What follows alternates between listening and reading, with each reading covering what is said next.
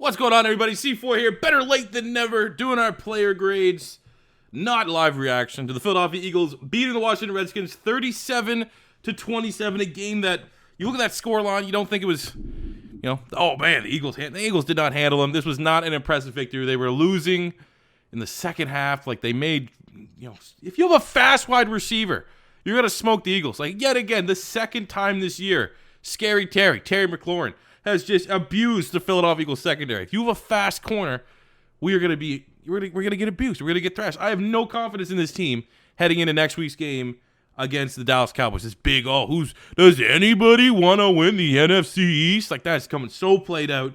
And honestly, Dallas, they beat the Rams 44-21. What did Dak do in this game? 2 touchdowns for Dak Prescott. Tony Pollard. Oh my God. Okay, well, if I have something positive I can say about this game, is we already know, if you watch content on this channel, Tony Pollard's a beast. But there's no way that you pay Ezekiel Elliott. You save that money and you could re-sign like Byron Jones or something like that, and you just go Tony Pollard as your starting running back. Paying Ezekiel Elliott was stupid decision from Dallas. But that's neither here nor there. Let's focus on this Eagles matchup against the Washington Redskins. So Philadelphia goes to 7-7. I think with actually that win, they are first in the NFC East right now. Like, technically first. I don't know. My app says, the score app says they are first, but I wouldn't Dallas has the head-to-head. Either way, Philly won this matchup. So, I mean, I was kind of in the bag in this one. That's why the reason why this video is coming up so late. Entertaining and stuff like that. So I wasn't fully focused on this game. It's the Eagles. I can't fully focus pretty much on any Eagles game. It's so boring. We were channel surfing between all the matchups, but we primarily focused on the Eagles. Carson Wentz, 30 of 43 today, 266 yards, 3 touchdowns, no picks. He played very well. His touchdown that he had to Miles Sanders was insane. He literally threw it through 2 defensive backs on the Redskins to get to Miles Sanders. I would say top 5 pass in the NFL this year. I don't know if it's number 1. I'd have to see a lot of the other candidates, but I definitely think it's top 5. Throwing on the run, the back of the end zone. It's like right up there with, I remember Aaron Rodgers had a really nice touchdown. Or no, Russell Wilson had a really nice touchdown pass to Tyler Lockett. I think it's right up there with that. But Wentz was phenomenal day. He gets an A. Only reason why it's not an A+ is the fumbles, man. His internal clock is gone to shit. He fumbled it 3 times. He only lost 1. I'm going to be honest with you. I'm not so worried. He fumbled it 3 times. Fumble losses are what matter to me. I don't really necessarily care if you recover your fumble. Obviously, maybe that's a bad way of looking at it, but the fumble loss, it's coming annoying, man. He tries, it's his play style. He's a gunslinger. He's going to try to stay in the pocket the last possible second because time and time again, when he looks like he's getting sacked, he makes a play. So I kind of get why that's happening. It's his play style. Doesn't make it any less annoying. It's like when LaShawn McCoy's back here. How many times will LaShawn McCoy dance behind the line of scrimmage for a loss of 2 when he could have just fell forward for, return to the line of scrimmage? But it's because LaShawn McCoy would dance because every now and again, he would dance and break off a 70-yard touchdown run. It came with the territory. It came with the style of player. And that's also what's coming with Carson Wentz. But I give Carson Wentz an A. The running game was pretty good. Miles Sanders, I can't remember the last time a Philadelphia Eagle running back had over 100 yards rushing. 122 yards rushing, 5.6 or 6.4 yards per carry for Miles Sanders. Had a touchdown. Also had 6 catches, 50 yards a touchdown. It looks like we got something in Miles Sanders as a running back. So Eagle fans, that's something we can hang our hat on, even though we're always going to be a running back by committee. And how is a talented running back going to be utilized here? I mean, so many people want us to trade for Le'Veon Bell. And I'm not going to say that Miles Sanders is Le'Veon Bell, but we're using Miles Sanders, and he's the style of running back that Le'Veon is, so we kind of are getting a glimpse of what that running back brings to this backfield, because we haven't really had that. We've had one or the other. We've had a guy that can kind of run between the tackles, or they're a straight-up power back, or then you have someone like Darren Sproles that can catch, but someone like Miles Sanders can actually run between the tackles and catch, a typical starting 2019 prototype running back amount of catches in the game, which could vary between 4 to upwards of 8, 9 catches. I think Miles Sanders can handle that. So that's a big positive. I'm going to the running backs today an A+. The run game was on point. It's all that was working. Again, Doug Peterson just decides to dress 3 wide receivers. What are you thinking? Bring in someone else. Why are you purposely handicapping your team so you could have an extra offensive lineman dress? It's so dumb. Receivers on the day, Zach Ertz, 5 catches, 61 yards and a tutty. Greg Ward, 7 catches, 61 yards and a tutty. Philly Goddard, 5 for 55. Then we just have the running backs. Miles Sanders had 6 catches for 50. Boston Scott, 7 catches for 40. Again, it's one of those things. Like, I want to, on one hand, scold Doug Peterson for only bringing in 3 wide receivers. Yet again, like, you look at the Emmanuel Hall still out there. I had a 3rd-round grade on him. He's a deep threat out of Mizzou. He's a free agent. You got Anthony Johnson, who's a stud out of Buffalo. He's still chilling on the practice squad of the Chargers. Like, why are we not going out? Like, they brought in Deontay Burnett.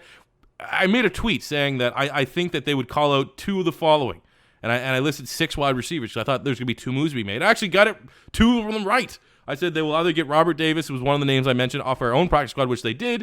And then I was looking at all the other wide receivers. And then I threw in the Pac-12 wide receiver that kind of interested me in Deontay Burnett. And they actually brought him over too. So I would really like to see right now, looking at the available wide receivers, Anthony Johnson get a real legit look on the Chargers practice squad. But how are you only dressing 3?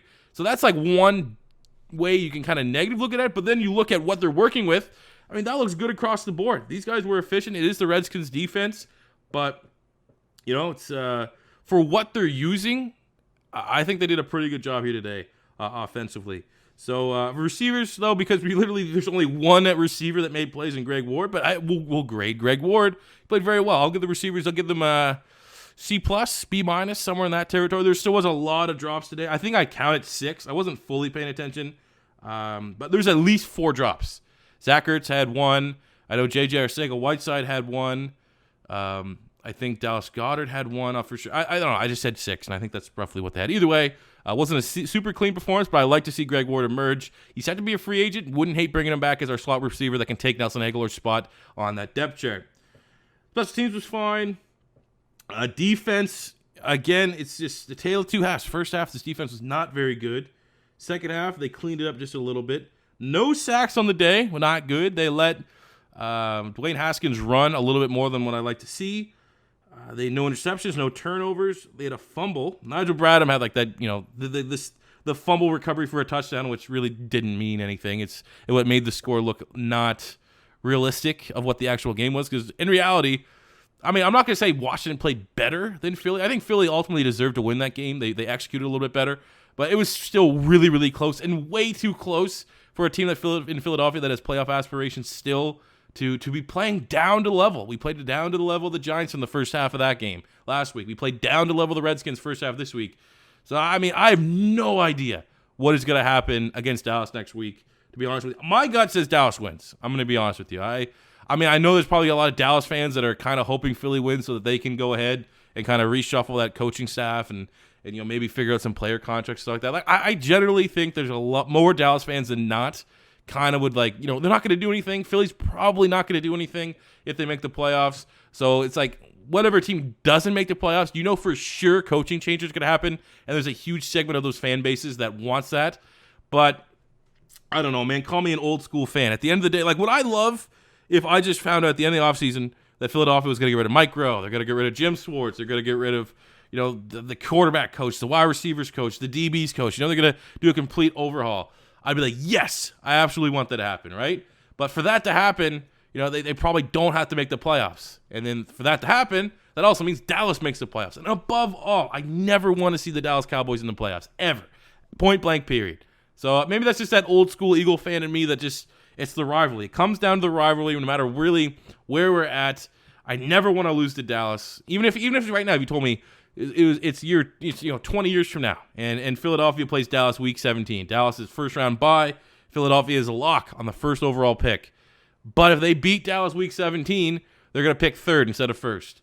I'd still probably say give me that win over Dallas. Like that's how much I want to beat the Cowboys. But if I'm taking a sit back and looking at the two teams right now, Philly's just, I mean, they're both very inconsistent. They both have a lot of talent on their teams. I think push comes to shove, Dak Prescott can rely on Michael Gallup and Amari Cooper to make some plays for him. Hell, Jason Witten had like a one-handed touchdown catch today. When you look at Philly, it's checkdowns. It's 10-yard passes downfield. That's really all they have. They don't have the explosive plays that Dallas can have. So I'm thinking right now Dallas is going to be favorites. If I had to put money on it, gun to my head, I probably would say Dallas. But there's no chance in hell I'm not pulling for the Eagles to win this game. And I mean, that's going to be obviously a very interesting player grades when we can get to that next week. I definitely want to know what you guys feel going into that game, because obviously from this Washington game, it is what it is, right? Philly is probably an 8-8 team this year, talent-wise, injury-wise, kind of what we're putting it coaching-wise. So, I mean, how you can't really overanalyze a 37-27 victory over Washington at this point in the season. But I can get a temperature read on how you Eagle fans, I know a lot of Eagle fans watch these videos, are feeling about this matchup next week against Dallas. So let me know in the comment section below. Do you think Philly has a chance in hell at beating Dallas? I think Dallas, if you're a Dallas fan, maybe is there am I just misreading the fan base wrong? I personally feel like Dallas fans just want the season to be done, to fire Garrett, and then go into next year. But that will be for a very exciting player grades video next week. So I hope you guys do stay tuned for that. So, and also, shout out to the Eagles. When the Eagles were down, I put I only had $10 left in my betting account. Threw it on the Eagles to come back and win, and they won me $30. So that was pretty dope. So shout out to that. But thank you guys for watching. As always, first time stopping by, don't be afraid to hit that subscribe button. Lots of rebuilds, cool videos dropping next week. A couple double uploads. I got a lot of things planned for obviously the Christmas, the holiday season. So stay tuned for that. But until next time, it's C4 saying peace out.